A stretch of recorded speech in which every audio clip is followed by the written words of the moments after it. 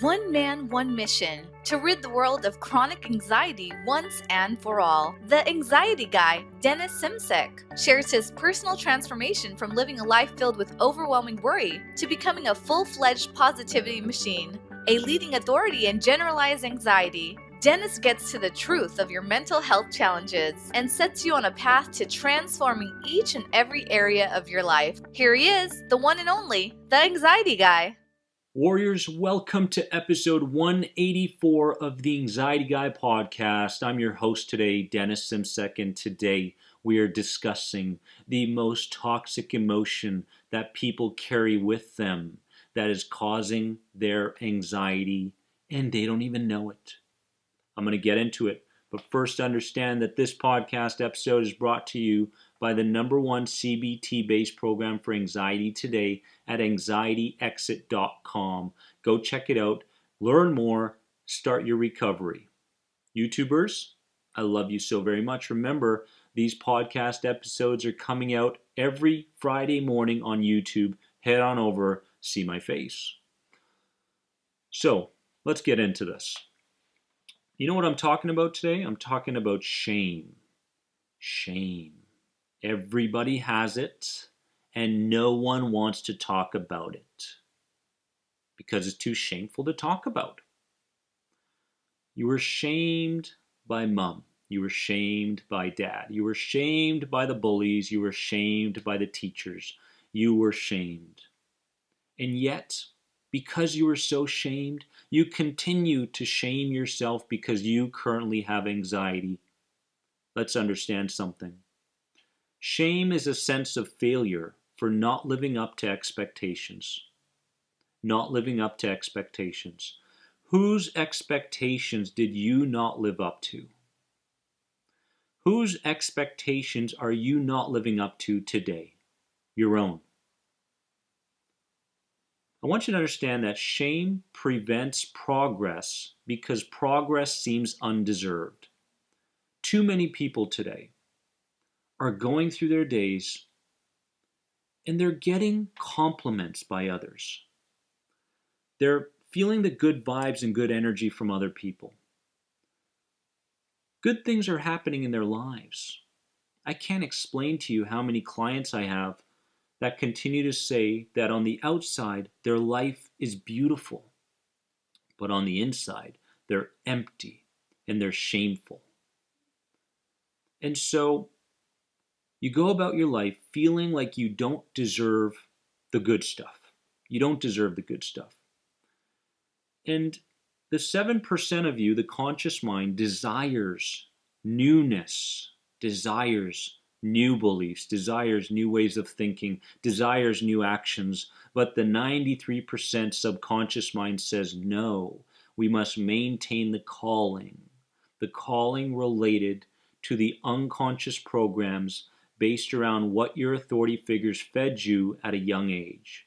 And you repress those emotions, and you repress those emotions, and you repress shame, and you never talk about it. And even if you talk about it, you become more of a victim.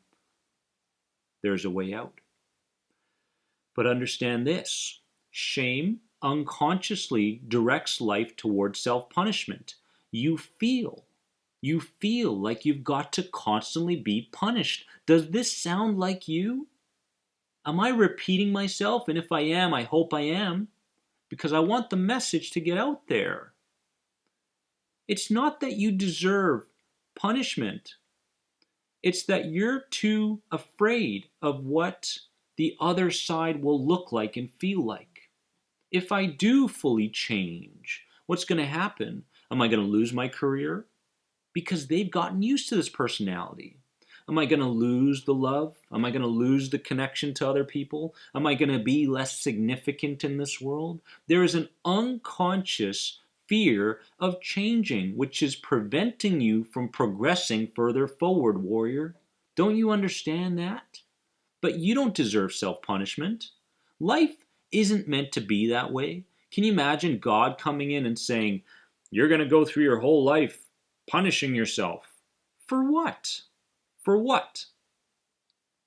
Because I didn't have the tools and the know-how and the conscious development at a young child to be able to see through the messages that were being sent by my authority figures as a child?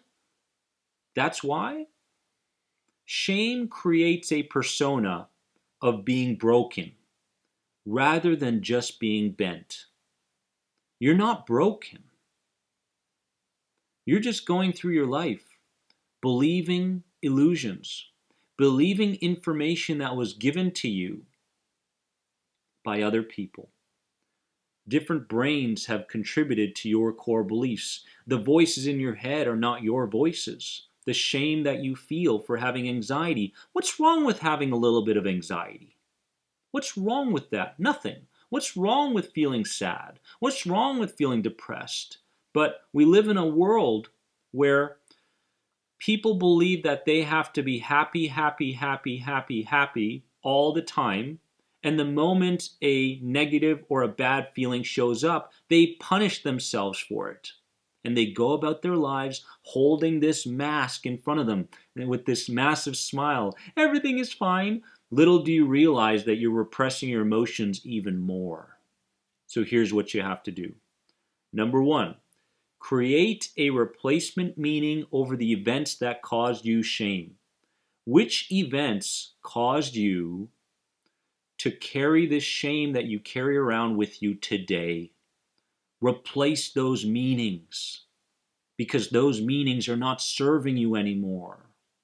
Tony Robbins said, it's never too late to have a wonderful childhood. And what he means by that is to reframe, to reorganize the perception over what took place in your childhood. You went through sacrifices to become the greatest version of you. It's called anxiety. It's called shame. It's called guilt. It's called fear. It's called getting in touch with the teachers of your past that had to teach you those lessons so that you could go about your life, learn those lessons, and become more. Number 2 is create awareness when shame arises and dialogue, warrior, dialogue with the inner wounded child openly. That wounded child within is looking for guidance. Every single time a feeling shows up, every single time a symptom shows up, it says, is the world a safe place? And your reactions is not helping that wounded inner child. Your actions, your reactions to those symptoms must be in line with what you desire, who you desire to be.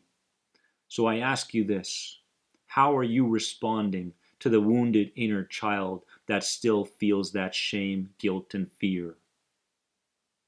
Warrior, take this lesson today. Put shame aside and put something else in its place. I love you so very much. Remember, you are more than anxiety. I'll see you soon.